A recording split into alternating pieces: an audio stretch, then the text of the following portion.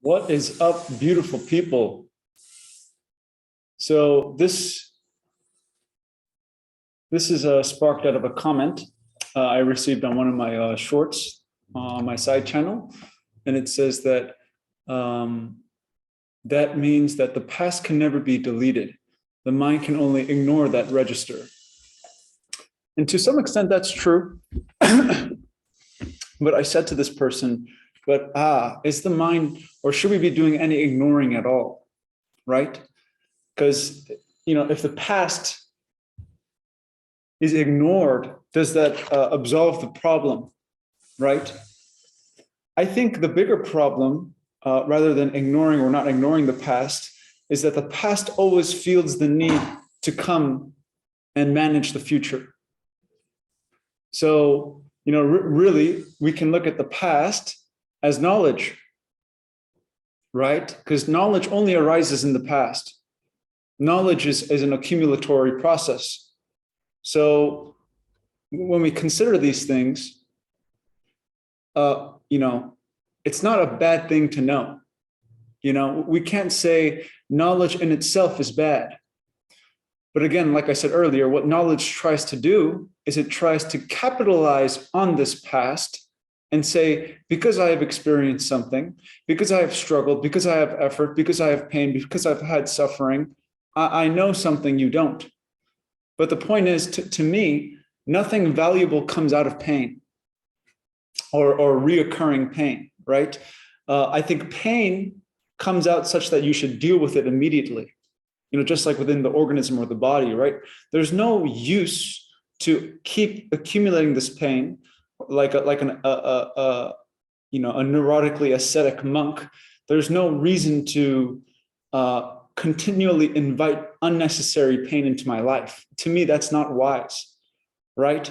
So in the same sense, I think the common denominator to all pain is that it's in the past. Again, because really, guys, knowledge is pain, right? The knowledge that we can't let go of develops into an attachment. And that attachment to the knowledge I cannot let go of is the source of all my pain. Is it not? Ask yourselves, ask anyone else, where is your pain coming from? Because it's not coming from right now. You may be feeling the pain in the now, but it's accumulating from the past. So as long as we're not accumulating this pain, we would be free of the past. And so to this person, I was kind of suggesting, perhaps ignoring the pain is what is causing its persistence, right? Just sweeping the pain under the rug is what's causing it to resurface at times we don't like. In trying to control the pain, we feed the pain. Because the pain comes from control. That's what I want to make clear with this video, is that we want to control what we see in our past, right? And the moment we control what we see, that's not clarity. That's a clouded judgment, right? That's a bias, that's subjectivity. That's trying to see the past in a certain light, in a certain manner. But I invite you to look at the past without needing to look for something. So just acknowledge that it's there. And just acknowledging that it's there without trying to look for what's good or bad from my past, the ways I've developed from my trauma, the ways I've degenerated from my trauma. Just look at the past without needing to make these judgments, without needing to make these value judgments, right? Because I think to some people, the past is so valuable that they would rather live in the past than be in the present, right? They would rather invent a concept that they repeat over and over, right? And escape into that concept rather than live right here. And again, a concept is an image, which is the past, right? So in presence, there is no bringing of images. It's impossible. Those two things are contradictory. But a lot of people live in images. A lot of people live in the past. They live in their knowledge. And again, knowledge itself isn't bad. The past itself isn't bad. It is the ignoring, it is the suppressing, it is the concentrating on a certain portion of the past and not looking at the past wholly, entirely, totally. Because if you looked at the past totally, that would be it. It would be done. It would be finished. But people don't want to be finished with their past. And to some extent, this is why they're like sayings like, don't fear the reaper, right? Well, because, if you were living virtuously, you wouldn't be thinking of judgment. And actually the opposite is true. I think that not looking for judgment or reward is living virtuously. But most people live virtuously to avoid judgment. You see the difference here, right? This is where all the superficial religious beings come into play. Because ultimately, at the end of the day, it's either the fear of God or the fear of not getting into heaven that's guiding their actions. And again, so this kind of, past-based rewardal system, right? Or future as well, but we're looking from the past thinking, what will I get in the future, right? So this reward-based thinking is pain, is suffering, because again, it involves time and it involves an interval. And once you involve, once you enter the domain of time in your actions, those actions are going to, hurt yourself and hurt others around you, right? So point being,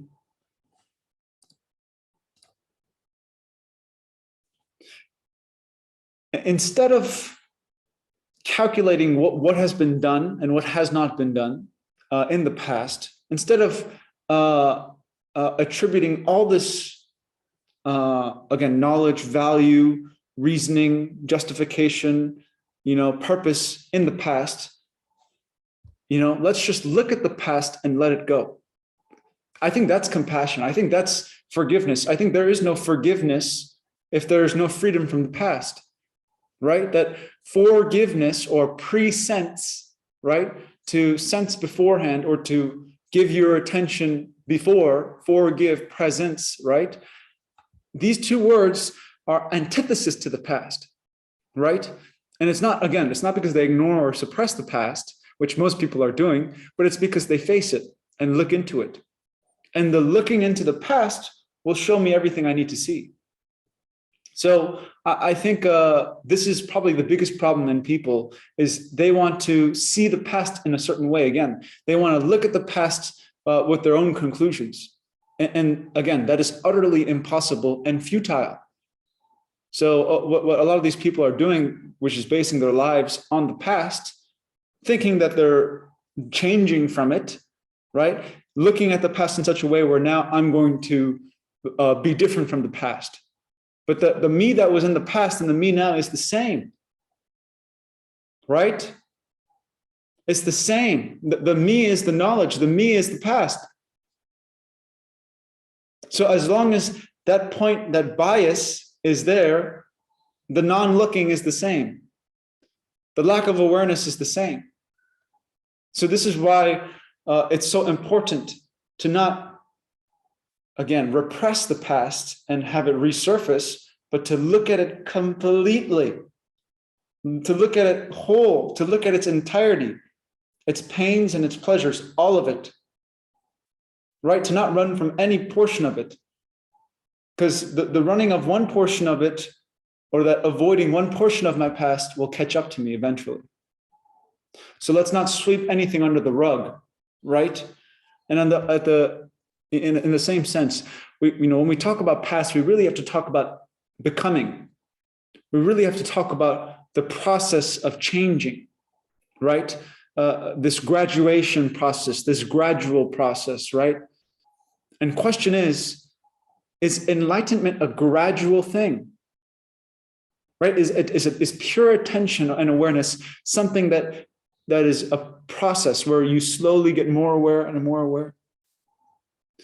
I don't think so. I think that the process, right, this gradual graduation implies a curriculum. right? Or a method to achieve this process. And I think there is no method, right? The method is directly contrary and is unnatural, right? And that which is unnatural is full of effort, right? So attention and effort are not the same, are the opposite, right? To give someone my full attention takes no effort, but to lie to myself and to look at the present with the past takes a lot of effort, takes a lot of struggle, takes a lot of pain, takes a lot of sorrow, right? And that's fine, but we have to know that, right? We can't keep escaping that and pretending like if the past doesn't keep coming into the now, that, there won't be any consequences. So, it's almost like living free of consequence. Not that you're doing that which is wrong, but that you're not looking out for consequences. You're not living on the basis of consequence, right? That every action has a consequence tied to it. That's for certain, that's known, but it's not over exaggerated, right? It's not like, this artificial reward system isn't put into play, where it's almost like we're garnering points. And then what are we doing with those points? Well, one person is better than another person. And so there's all of this comparison going on again. So one more time, there is no process, there is no method, there is no graduation when it comes to therapy of the past, right? When it comes to looking at the pain, when it comes to facing the sorrow in the world, which is the sorrow in myself. This is not something that you learn how to do, right? The learning is just the doing. There's no learning beforehand. So basically what I'm saying is you can't learn to face right now. That's not something that is learned, right? The learning is the now. That's the only place where learning happens. That if I try to learn before the now, I'm not learning. I'm not open to receive what's happening right now. So that's very key. Again, when we talk about the past, right? That does not mean ignoring it. It means looking at it completely, which means being able to face right now. Because if we can't look at the past completely and we can't be done with looking at it, right? Because we look at it partially, we're not looking at right now. Very interesting this, right? Because as long as you don't understand the implications of the past, you're not free of it. And most people, they delude themselves into thinking that they're free of the past. They make a concept of being free of the past, but they're not. They're tied down. They're held down by something. And again, it's always knowledge. Past is always knowledge. Trauma is knowledge. All of these things are knowledge. And people are so focused on their knowledge. People are so focused on their pain. People are so focused on their suffering, right? That they don't see the suffering in the world or the suffering that they're perpetuating, right? They don't want to see it. They want to create a world where they can avoid this suffering, right? And this is the thing. That's an impossible world. A world where we don't have to, live one with what we have done in the past is an unreal world, right? So when we say forgive and forget, it doesn't mean be frivolous. That does not mean be frivolous. Actually, it means be really serious. Because if you're unserious and you take the past frivolously, again, the past is just going to continue over and over and over. And everything I say, everything I do is going to be based in the past. So there's not going to be anything reborn or renewed or different in my speech, in my form. Why? Because there's an image of me that I hold on to, and that past image is more important than right now, than now without image. So again, with this becoming and this progression and this graduation and this time element involved, this is all having to do with change. And I think people are trying to change, and this trying to change is the wrong reason. That change is, it's not something you do. So in this sense, I think the fundamental change in one person or oneself is when he doesn't change at all, when he doesn't try to change at all, when he doesn't try to become something, when he doesn't take an image in the past, apply that as an ideal right now and aim for it and live within this aim. That is change, right? Because I want to change from this to that, implying that me when I am that is different from when I am this, right? So this living for change is living for a reward, because if I change, I'm going to get a reward, right? So when I say not living for change at all, that doesn't mean become rigid, right? But in a sense, again, the fundamental change happens when I'm no longer trying to achieve something. That's the real change. The real change is not trying to change reality at all. Because if I try to change reality at all, that's, again, my subjectivity. That's the me, that's the past, that's the knowledge, that's all of the accumulation.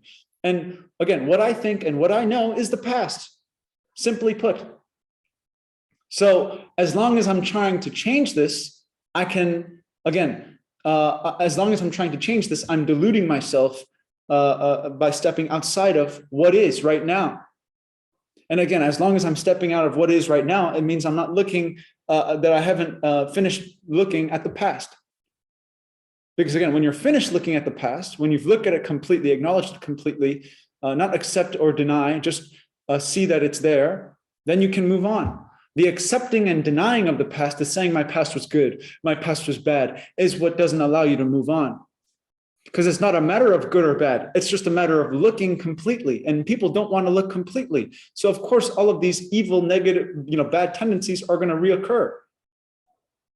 So again, the fundamental change is not trying to change your past at all. Not having this thought of, oh, if I could relive my past, I would have done something differently. You see what I'm saying? That, if you were put in that same spot, you would have probably done the same thing. So this trying to change something in the past is a form of neuroticism. So again, let the dead bury the dead. The past is no longer here. So what point is there in trying to change it? The fundamental change that can happen in me is not trying to change anything at all, not trying to change myself at all. Because anytime I'm trying to change myself, that's another egotistical thought form, repetitive, reoccurring thought that's coming up from the past. Because again, change implies I'm changing from one thing to another. So there's this higher self that I want to change to, right? Because the past is the lower self, right? And so this is what I'm saying. The past or the future doesn't contain a higher or lower self. We can't think of these things in terms of calculation and linear logical progression and all of these things. So the fundamental change happens when you realize there's nothing changing. There's a sense of something that is non-temporal within you at all. And that thing that is not temporal doesn't need to be tied down to any of the past, any of the knowledge, any of these things. That being tied down to these things is what creates all the suffering, all the sorrow, all the need for change, all the need for becoming, all the need for graduation, for progression, all of these things. So I hope that that was clear. And I hope that people are going to be able to receive that message. But it's essentially, you could go into direction and ambition and all of these things. It's like we never question our own ambitions. We never question our own direction. And this lack of questioning our own efforts and our own struggles is what causes degeneration. Because if we were to be able to question every single one of our actions, every single one of our, thoughts, every single one of our habits, if we were able to question these things, that very question would be an opportunity to solve whatever problems are underlying. But we don't question things at all. We wish everyone would just stay silent. right? We wish we could just live in the past. That one day I was really happy. I want to recreate that day. But while I'm recreating that day, I'm not happy today.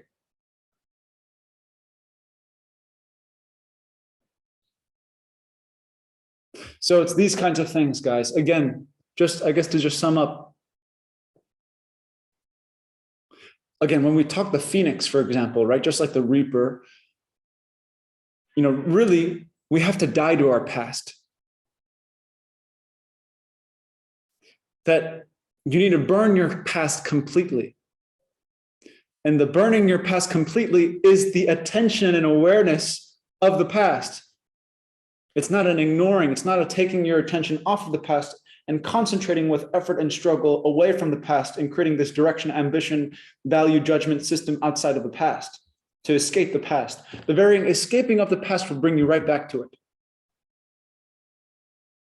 So again, when I say burn or bury the dead, let the dead bury the dead, that means be finished with it. That means don't suppress it at all, because if you've suppressed something, it means you've not dealt with it. So I'm saying deal with all of it at once. And that dealing with all of it at once can only be done now. But people don't want to deal with it all at once. People don't want to be finished with it now. And that is the problem.